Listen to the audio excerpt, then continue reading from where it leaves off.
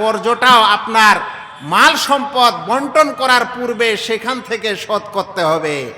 বলবেন আল্লাহ তাআলার কাছে আবার ঋণ কেমন নি? হ্যাঁ, আল্লাহ তাআলার ঋণ জানি না আমরা। আল্লাহর ঋণ হচ্ছে আপনার যে পয়সা কড়ি আছে, এই পয়সা কড়িতে যদি যাকাত ফরজ হয়েছে তাহলে সেই যাকাত বের করে দিতে হবে আগে।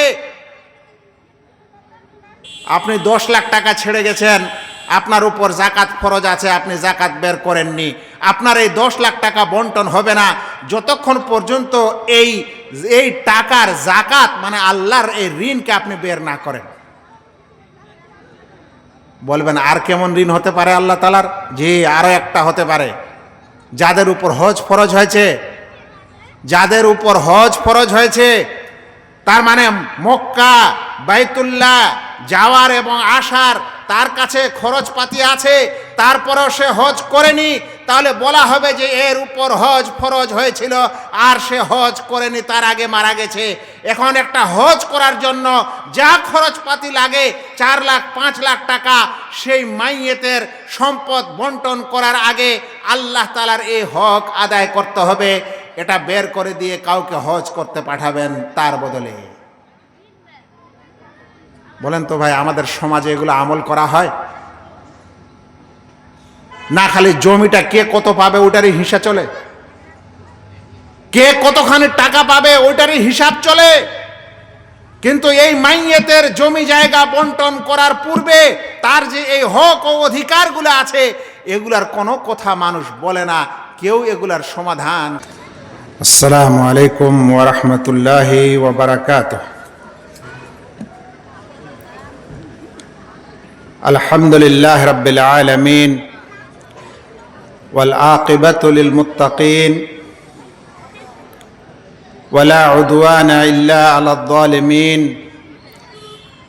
ওয়াস সালাতু ওয়াস সালামু আলা রাসূলিহিল কারীম আম্মা বা'দ। قال تعالى: أعوذ بالله من الشيطان الرجيم بسم الله الرحمن الرحيم للرجال نصيب مما ترك الوالدان والأقربون وللنساء نصيب مما ترك الوالدان والأقربون مما قل منه أو كثر نصيبا مفروضا। সম্মানিত সভার সঞ্চালক, আমার সামনে উপস্থিত অত্র এরিয়ার দিন দরদি ইসলাম প্রিয় ভাই সকল, পর্দার আড়ালে মা ও বোনেরা এবং স্নেহের কচি ও কাচারা, আল্লাহ রাব্বুল আলামিনের যাবতীয় প্রশংসা এবং প্রিয় নবী মুহাম্মদ মুস্তাফা সাল্লাল্লাহু আলাইহি ওয়াসাল্লামের প্রতি অনেক অনেক দরুদ ও সালাম বর্ষিত হোক। আল্লাহুম্মা সাল্লি আলাইহি আল্লাহুম্মা বারিক আলাইহি। আমরা সকলে জানি ঠান্ডার রাত, আর আপনারা হয়তো অনেক আগে থেকে এই আলোচনা শুনছেন, সেজন্য আর আপনাদের এরপরে আর কোনো বক্তা নেই। সে কারণে আশা করব যে কয়েকজন ভাই ও বোন এখানে আছেন তারা মোটামুটি 30-40 মিনিট আমার সাথে একটু থাকার চেষ্টা করবেন, যেন আমি আমার বিষয়টি আপনাদের সামনে মোটামুটিভাবে উপস্থাপন করতে পারি। আর এই ঠান্ডায় আপনাদের আশা আর আমারও আশা, সকলের এই শ্রম এবং এই চেষ্টাকে আল্লাহ যেন কবুল করেন। যারা আচ্ছা, এরপরে প্রশ্ন উত্তর আছে আমার আলোচনার পর ইনশাআল্লাহ, সেটাও আপনারা সরাসরি কিংবা লিখিত আকারে প্রশ্ন করতে পারবেন। সেজন্য সব মিলিয়ে হয়তো ঘন্টাখানেক ইনশাআল্লাহ আমরা আর এখানে আছি। এরকম এক পরিবেশে যারা এই আলোচনার আয়োজন করেছেন এবং অনেক কষ্ট করেছেন ও করছেন, আল্লাহ যেন আপনাদের এবং আমাদের এই নেক নিয়তকে কবুল করেন, আমিন। সম্মানিত ভাইয়েরা, আমাকে যে বিষয়টি আজকে এই মহতী সভায় দেওয়া হয়েছে সেই বিষয়টি হচ্ছে ইসলামে মিরাস বা উত্তরাধিকার সম্পর্কে আজকের আমার আলোচনার বিষয়। মিরাস কাকে বলে, উত্তরাধিকার কাকে বলে, এ সম্পর্কে ইসলামের কি বিধান আছে, আমরা কি ভুল ত্রুটি করছি, কোন ভুলটা সবচেয়ে খারাপ, যেটা আমাদের সবচেয়ে বেশি করণীয়, এরকম কিছু বিশেষ বিশেষ বিষয় নিয়েই আমি আমার আলোচনা করব ইনশাআল্লাহ। আর আলোচনা তারপরে ইনশাআল্লাহ শেষ হয়ে যাবে। প্রথম কথা ভাই, এই যে পৃথিবীটা আমরা দেখছি, এই দুনিয়াটাকে যে আমরা দেখছি, আমরা জানি দুনিয়াকে আজ বিভিন্ন দেশে বিভক্ত হয়ে আছে। এটা ভারতবর্ষ, এটা নেপাল, এটা ভুটান, এটা শ্রীলঙ্কা, এটা আরব, এটা ইউরোপ, এটা আমেরিকা। আর প্রত্যেকটা দেশের আবার মালিক আছে, তাই না? মানে সেই দেশের রাজা বলেন আর রাষ্ট্রপতি বলেন আর প্রধানমন্ত্রী বলেন, তারাই সেই দেশের মালিক, এটা আমরা মনে করি। আবার যারা আমরা এই দেশ বাদ দিয়ে এই গ্রামগঞ্জে বসবাস করছি, আপনি এবং আমি যারা এখানে আমরা বসে আছি, তাদের কাছেও আবার কিছু জমি জায়গা আছে এবং আমরা মনে করছি যে এটা আমার। যেমন ধরে নেন, আপনার 2, 4, 5 বিঘা জমি আছে, সেই জমির রেজিস্ট্রির কাগজপত্র আপনার কাছে আছে, তাই আপনি বলছেন এটা আমার জমি। এই বাড়িটা, এই ঘরটা, এই মাদ্রাসা, এই ফিল্ড, এই অমুক, এই তমুক, এটা অমুকের, এটা তমুকের, এটা তার, এটা আমরা বলছি। কিন্তু ভাই একটু চিন্তা করেন তো, যে আজ যেই জমিটা বা যে বাড়িটা আপনার কাছে এখন আছে, আপনার আগে কার কাছে ছিল? বলবেন আপনার আব্বার কাছে, বাবার কাছে। আচ্ছা, আপনার আব্বা কার কাছ থেকে পেয়েছিল? আপনার দাদুর কাছ থেকে। আর দাদু কার কাছ থেকে পেয়েছিল? তো বলে তার বাবার কাছ থেকে। আচ্ছা, এইভাবে যেতে যেতে জমিটা কি আসলে কোনো মানুষের ছিল না আল্লাহ তাআলার ছিল? তাহলে ইসলামের কথা হচ্ছে এটাই, যে প্রকৃতপক্ষে মাল এবং সম্পদ এটা হচ্ছে আল্লাহ তাআলার। আল মাল ও মালুল্লাহ, প্রকৃতপক্ষে মাল ও সম্পদের মালিক আল্লাহ তাআলা। কারণ এই জমিন এবং এই পৃথিবী, যেটা আজ বিরাট একটা পৃথিবী জগৎ আমরা বলছি, এই জগতের সৃষ্টিকর্তা কোনো মানুষ না, কোনো রাজাও না। এই জমিনের সৃষ্টিকর্তা একমাত্র আল্লাহ রাব্বুল আলামিন। ইনি হচ্ছেন এই জমিনের আসল মালিক। সেই জন্য ভাই, আমাদের হাতে আজকে আছে, আবার যেদিন আমরা মারা যাব সেদিন আর আমার হাতে থাকবে না, সেটা আবার আমার পরে কারো কাছে চলে যাবে, এভাবে তার কাছ থেকে আর কারো কাছে চলে যাবে। এভাবে মাল সম্পদের আসল মালিক কিন্তু আমরা না। দুনিয়াতে একটু মনটাকে বোঝানোর জন্য একটা রেজিস্ট্রির কাগজে রেজিস্ট্রি করার পর আমরা এটা বিশ্বাস করে নিয়েছি যে এটা হচ্ছে আমার জমি, এই 1 কাঠা রাস্তার ধারে এটা আমার, এই সাবধান মোড়েরটা আমার, এই বোতলবাড়ির মোড়েরটা আমার, রায়গঞ্জেরটা আমার, রাশাখোয়ারটা আমার। এটা আমরা কিছুদিনের জন্য মনকে শান্তি করার জন্য হতে বলতে পারছি, কিন্তু যেদিনই আপনার নিঃশ্বাস শেষ হবে সেই দিনে কিন্তু আপনার 1 ইঞ্চি মাটিও আপনার কবরে যাবে না। কেউ যদি আপনার এই জমিটা সম্পূর্ণটাই তুলে নিয়ে আপনার কবরের উপর রেখে দেয়, তারপরেও কিন্তু আপনার কোনো লাভ হবে না। এই জন্য সত্যিকারে মাল সম্পদ সেটাই, মাল সম্পদ আসলে আল্লাহ রাব্বুল আলামিনের জন্য, মাল সম্পদ কিন্তু আসলে আমাদের না। এ কারণে প্রিয় নবী মুহাম্মদ মুস্তাফা সাল্লাল্লাহু আলাইহি ওয়াসাল্লাম বলছেন, ইয়াকুল ইবনু আদম মালি মালি, আদমের সন্তানরা বলে, আদমের বাচ্চারা বলে, আমার এত বড় সম্পদ আছে, আমার এতখানি সম্পদ আছে, আমার অমুক জমি আছে, আমার এত ব্যাংক ব্যালেন্স আছে, আমার এত স্বর্ণ আছে, আমার এত জমি জায়গা আছে, আমার এত পুকুর পুষ্করণী আছে। মানুষেরা এরকম করে ফখর করে, এরকম করে গর্ব করে। আল্লাহ রসুল সাল্লাল্লাহু আলাইহি সাল্লাম বলছেন, ও হাল্লাকা ইয়া ইবনা আদম মিন মালিকা ইল্লা মা আকালতা ফাআফনাইতা, হে আদমের সন্তান, তুমি কি জানো যে তোমার মাল থেকে তুমি অতখানি উপকৃত হতে পারো? তোমার যতগুলো মাল সম্পদ আছে সেই মাল থেকে তুমি ততখানি উপকৃত হতে পারো যেই মাল দ্বারা তুমি কিছু কেনাকাটা করেছো আর তা দিয়ে খেয়েছো, সেই মালটাই তোমার উপকারে আসে।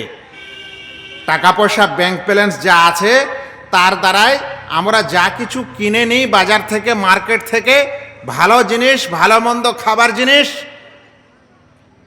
1 কেজি ইলিশ 1500 টাকার দাম, বড় ইলিশ। 1 কেজি খাসির গোস্ত 700 টাকা, 800 টাকা, এই যে ভালো জিনিস। আর কি অমুক তমুক মানুষ যা খায়, বলছেন যা খাও আর খাওয়ার পর সেটা শেষ হয়ে যায়, তোমার মাল দ্বারা তুমি আসলে অতখানি লাভ উঠাতে পারো। আর কি তারপরে বলছে না, ও লাবিস্তাফা আবলায়তা, কিংবা তোমার সেই মাল সম্পদ দিয়ে যা তুমি কাপড় চোপড় ক্রয় করে পরিধান করো, আর পরিধান করতে করতে একদিন সেগুলা ছিঁড়া ফাটা হয়ে নষ্ট হয়ে যায়, জীর্ণ শীর্ণ হয়ে শেষ হয়ে যায়, তুমি তোমার মাল দিয়ে অতখানিতেই উপকৃত হতে পারো। জি ভাই, টাকা পয়সা আছে, ওই যে আজ একটা ভালো জ্যাকেট কিনেছেন, একটা চাদর কিনেছেন, একটা পাঞ্জাবি কিনেছেন, একটা লুঙ্গি কিনেছেন, পরিবারের জন্য কোনো শাড়ি কিনেছেন, বোরকা কিনেছেন, বাচ্চাদের জন্য অনেক কিছু কিনেছেন, তার মধ্যে জুতা কিনেছেন, মোজা কিনেছেন, কাউকে একটু সাইকেল গাড়ি ইত্যাদি কিনে দিয়েছেন। এই দুনিয়াতে ওই মাল সম্পদ দিয়ে এতটুকু করার পর যা লাভ উঠিয়ে নিচ্ছেন, আর এগুলো সব শেষ পর্যন্ত পুরাতন হয়ে ছিঁড়া ফাটা হয়ে শেষ হয়ে যাচ্ছে, এতটুকুই আপনি দুনিয়াতে এই মাল দিয়ে লাভ উঠাতে পারেন। তারপরে বলছেন, আও তাসাদ্দাকতা ফাআমদায়তা, আর সেই মাল থেকে তুমি উপকৃত হতে পারো যেই মাল তুমি আল্লাহর রাস্তায় সদকা করে দাও, আর সদকা করার কারণে, দান করার কারণে সেই মাল তোমার আল্লাহ তাআলার কাছে আগে চলে যায়, আর তার কাছে জমা থেকে সেই মাল থেকেই আসলে তুমি উপকৃত হতে পারবে। বাকি এই দুনিয়ার যা কিছু তুমি করলে, জমি জায়গা, গাড়ি বাড়ি, ঘর ইত্যাদি যা কিছু করলে, সব তোমার দুনিয়াতেই থেকে গেল। এতটুকু খেলে ওইটাই লাভ দিল, যেটা পড়লে সেটাই লাভ দিল, আর তোমার আসল লাভের জিনিস হচ্ছে যেটা তুমি সাদকা করলে, দান করলে, সেই মালটাই কিন্তু আসলে তুমি লাভবান হবে, তাছাড়া হতে পারো না। প্রিয় নবী মুহাম্মদ মুস্তাফা সাল্লাল্লাহু আলাইহি ওয়াসাল্লাম আরও বলছেন যে যখন মাইয়েতকে কবর দেওয়ার জন্য নিয়ে যাওয়া হয়, মানুষেরা কাঁধে করে কবর দেওয়ার জন্য নিয়ে যাবে। একদিন আপনাকেও নিয়ে যাবে ভাই, একদিন আমাকেও নিয়ে যাবে কেউ। মা ও বোনেরা যারা শুনছেন, আপনাদেরকেও নিয়ে যাবে, যাবেই কোনো না কোনো রূপে। তো যখন মাল সম্পদ মানুষ দুনিয়াতে তৈরি করে, আর এরকম একজন মানুষের মৃত্যু হয়ে যায়, আর ওই মাইয়েতকে যখন কবর দেওয়ার জন্য নিয়ে যাওয়া হয়, প্রিয় নবী মুহাম্মদ মুস্তাফা সাল্লাল্লাহু আলাইহি সাল্লাম বলছেন, ইয়াতবাউল মাইয়াতা সালাসা, মাইয়েতের পিছনে পিছনে 3টি জিনিস চলে। মাইয়েতের পিছনে পিছনে তার কবর পর্যন্ত 3 প্রকার জিনিস থাকে। বলছেন ইয়াতবাউহু মালুহু ওয়া আহলুহু, মাইয়েতের পিছনে তার পরিবার পরিজনেরা যায়। হ্যাঁ ভাই, যায় না? যে আপনার আজ বন্ধু, সেদিনও আপনার খবর শুনে আসবে মাটি দিতে। আর কাছের মানুষ হলে ওই জানাজার খাটটাও কিন্তু একটু ঘাড়ে নেবে, নিয়ে আপনার ওই পিছনে পিছনে যাবে। আপনার পরিবার, আপনার সন্তানেরা, আপনার ছেলেরা, আপনার আত্মীয় স্বজনরা, আপনার পাড়া প্রতিবেশীর মানুষেরা, তারা সবাই আপনার পিছনে পিছনে কিন্তু যাবে। আর কি যাবে? আল্লাহ রসুল বলছেন, আর তার মাল যাবে। বলবেন মাল সম্পদ ফের কিভাবে যাবে? মাল সম্পদ তো নিজের জায়গায় থাকে। তো ওলামারা বলছেন মাল সম্পদ যাবে মানে তার ওই যে নকর চাকর দুনিয়াতে যারা ছিল তারাও কিন্তু তার শেষ কাজ করার জন্য, মাটি দেওয়ার জন্য তারাও যাবে। কিংবা মাল সম্পদ যাবে মানে তার ব্যাংক ব্যালেন্স ইত্যাদি যে আছে এখনো মানুষেরা ভাগ বটরা করে নেয়নি, এখনো আছেই তার ব্যালেন্সে আছেই। বলছে আর কি যাবে? বলছে আর যাবে তার আমল, তার সৎ আমল। অতঃপর দুইটি অতঃপর একটি ফিরে আসবে, আর দুইটি ফিরে আসবে, আর একটি তোমার সাথে থেকেই যাবে। দুইটি ফিরে আসবে মানে যারা আজ আপনাকে মাটি দিতে যাবে সেদিন আপনার যত প্রিয় ব্যক্তি হোক না কেন, যতই বন্ধু হোক না কেন, আপনাকে মাটি দেওয়ার পর কবরে তো আর কেউ থাকবে না। আপনার যতই পেয়ারা বেটা হোক না কেন, আপনাকে মাটি দেওয়ার পর তো আর আপনার কবরের কাছে ও ঘর বাড়ি বানাবে না, ও তো সব ফিরেই আসবে। আপনার মাল সম্পদ, চাকর নকর সব তো ফিরেই আসবে। তো তাহলে থাকবে কি? বলছে থাকবে তোমার আমল, তোমার সৎ আমল, সেটাই তোমার সাথী, বাকি আর অন্য কিছু তোমার সাথী নয়। ভাইয়েরা, সে কারণে মনে রাখতে হবে একজন মুমিন মানুষ, একজন মুসলিম মানুষ, সে এই দুনিয়াতে যে মাল সম্পদ অর্জন করে এবং যেই মাল সম্পদ সে অনেক কষ্ট করে নিজের জীবনের শ্রম দিয়ে অর্জন করার পর বাড়িঘর তৈরি করে, দোকান পয়সা তৈরি করে, জমি জামা খরিদ করে, ব্যাংক ব্যালেন্স করে, মনে রাখবেন এই মাল সম্পদ কিন্তু আসলে যতদিন আপনার নিঃশ্বাস আছে, যতদিন আপনার জীবন আছে, ততদিনই আপনি এর দ্বারায় দুনিয়ার কিছু লাভ উপকৃত হতে পারেন। কিন্তু আসল উপকার সেটাই যেটা আখিরাতের জন্য দান করবেন ও সদকা করবেন। এছাড়া আপনার এই মাল আসলে মাল নয়, এই মালগুলো কিন্তু দুনিয়াতেই থেকে যাবে। আপনি চলে যাবেন, আপনার মাল সম্পদ সব কিছু দুনিয়াতেই থেকে যাবে। আচ্ছা, কোনোদিন আমরা কি চিন্তা করেছি যে যেই মোটর সাইকেলটাতে আজ আমরা ঘোরাঘুরি করছি খুব একদম টাঁ টুঁ করে চারিদিকে, আপনি যখনই নিঃশ্বাসটা ত্যাগ হবে মোটর সাইকেলটা আর আপনি আর কোনোদিন উঠবেন না, শেষ। আপনার ওই বিছানা, আপনার ওই খাট, আপনার ওই বালিশ, আপনার ওই কাঁথা, আপনার ওই কম্বল, আপনার ওই লেপ, এটা কিন্তু আপনার সাথে আর যাবে না, এখানেই থেকে যাবে। এভাবে আপনার যদি ব্যাংক ব্যালেন্সও থাকে তো সন্তানদেরকে কষ্ট করেই তুলতে হবে, ওরাও কিন্তু সহজে তুলতে পারবে না। আল্লাহু আকবার, সব থেকে যাবে ভাইয়েরা। এজন্য পৃথিবীর এই মাল সম্পদ আসলে আল্লাহ রাব্বুল আলামিনের মাল সম্পদ। দুনিয়াতে আমরা মিছামিছি খালি বলছি এটা আমার, এটা আমার, এটা আমার রেস্টের, এটা আমার কাগজ, এটা আমার অমুক, এটা আমার তমুক। আসলে কিন্তু ততক্ষণে আমার যতক্ষণে নিঃশ্বাসটা আছে, তারপরে আর কিছু না। ভাইয়েরা, এই কথা থেকে আমি আপনাদের কি বুঝাতে চাচ্ছি? এই কথা থেকে যে কথাটি বুঝাতে চাচ্ছি সেটা হলো যে আসলে মাল সম্পদ যেটা একজন মানুষ ছেড়ে মারা যায় ওটাকেই মিরাস বলে, ওটাকেই উত্তরাধিকার বলে। আর সত্যিকারে এই মাল সম্পদ আসলে এগুলো আল্লাহ তাআলার মাল সম্পদ। দুনিয়াতে খালি আমাদের হাতে কিছুদিনের জন্য এসেছে, তারপরে কিন্তু আর আমরা একে পাবো না। এখন এই মাল সম্পদ ছেড়ে যখন আপনি মারা যাবেন তখন আপনার মাল সম্পদগুলো কিভাবে ভাগ বন্টন করতে হবে, কে কে আপনার মাল সম্পদগুলোর অধিকার রাখে, হক রাখে, এই জ্ঞান আর এই বিদ্যাটাকেই বলা হয় মিরাসের জ্ঞান, এটাকে বলা হয় ফারায়েজের জ্ঞান, এটাকেই বলা হয় তারেকার জ্ঞান। আল্লাহু আকবার। কিন্তু একটা কথা মনে রাখিয়েন, মানুষ মারা যাওয়ার পর সাথে সাথে তার মাল সম্পদ বন্টন করা যাবে না। কারণ প্রত্যেক মাইয়েতের মাল সম্পদের সাথে 5টা হক থাকে, 5টা অধিকার থাকে, কিংবা 4টা অধিকার থাকে। যতক্ষণে তার ওই মাল সম্পদের এই 4টা অধিকার দিয়ে না দেওয়া হয় ততক্ষণ পর্যন্ত তার মাল ভাগ বটরা, ভাগ বন্টন করা যাবে না। কথাটা আর একটু সহজ করে বলি, প্রত্যেক মানুষ যে মারা যায় সে যতটুকুই দুনিয়াতে মাল সম্পদ ছেড়ে যাক না কেন, 1000 টাকা, 100 টাকা, 500 টাকা, একটা গরু ছাগল যেই ছেড়ে মারা যাক না কেন, ওর ওই মাল সম্পদ ভাগ করার আগে তার সাথে 4টা কিংবা 5টা অধিকার থাকে। ওই অধিকারগুলো আগে তার মাল থেকে নিতে হবে, তারপরেই যেন ভাগ বটরা করা হয়। তার মানে কোনো মানুষ মারা গেলে তার ছেলে পেলে সন্তানেরা এসে সব মাল ভাগ করবে, এত এ নিবে, তত ও নিবে, এত 1 বিঘা ওই এই, এগুলো চলবে না। আগে 5টা অধিকার দিয়ে দিতে হবে। জানেন ওই 5টা অধিকার কি? 1 নম্বর অধিকার হচ্ছে যে মাইয়েতের গোসল, কফন, দফনের যা খরচ, সেই খরচের অধিকার তার এই মাল সম্পদে থাকে।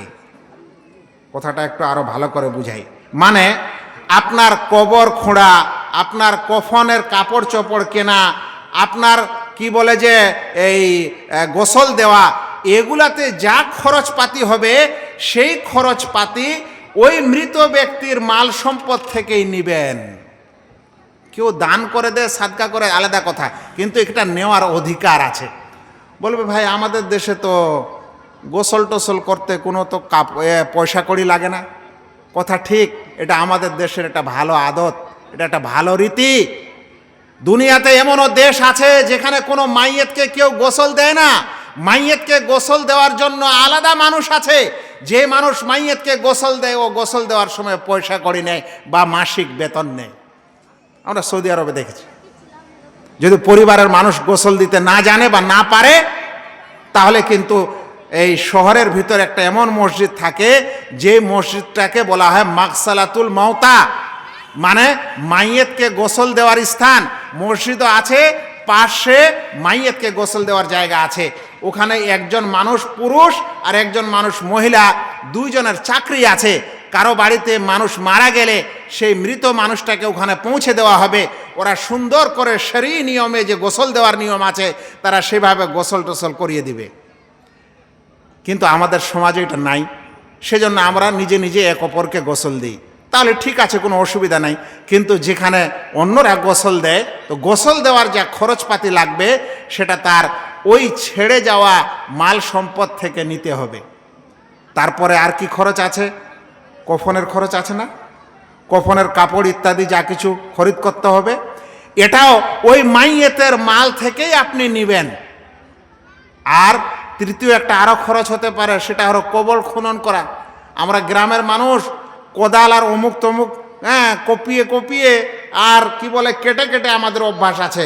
আমরা দৌড়ে গিয়ে একটা কবর খনন করতে পারি, কিন্তু যারা শহরের মানুষ জীবনে কোদাল জানে না, কিভাবে একটা চোট দিতে হয়, আঘাত করতে হয় মাটিতে, সেটাই জানে না। ওরা কিভাবে কবর খুঁড়বে? তো ওরা কবর খোঁড়ার জন্য মানুষ তাদের গ্রামে, তাদের শহরে রেখে দিয়েছে, চাকরি দিয়েছে। মারা যায়, ওই মানুষের কবর খনন করে। তাহলে সেই মানুষের চাকরির বেতন বলেন বা কবর খনন করার মজুরি বলেন, কোথা থেকে নিতে হবে? সেই মাইয়েতের মাল যেটা এখনো তাকে বন্টন করা যাবে না, সেখান থেকে এর খরচপাতি আপনি নেবেন। ওই মাইয়েতের মালের এটা অধিকার, ওই মাইয়েতের এটা অধিকার যে তার যে সম্পদ ছেড়ে গেছে, ওই সম্পদ থেকেই এই কফন দফনের খরচ মানুষ নিবে। এটা 1 নম্বর।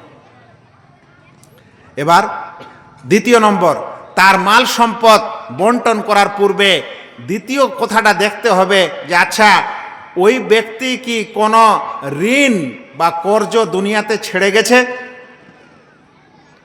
যে মানুষ মারা গেছে, ওই মানুষ যদি ঋণ করে যায় দুনিয়াতে, যেটা সাধারণ ঋণ বলা হয়, কারো কাছ থেকে কর্জ নিয়েছে, ধার নিয়েছে, কিংবা বাড়ি বা ইত্যাদি কোথা থেকে সে লোন ইত্যাদি নিয়েছে, তাহলে তার মাল সম্পদ বন্টন করার পূর্বে আগে তার ওই ঋণগুলোকে শোধ করতে হবে তারই মাল সম্পদ থেকে।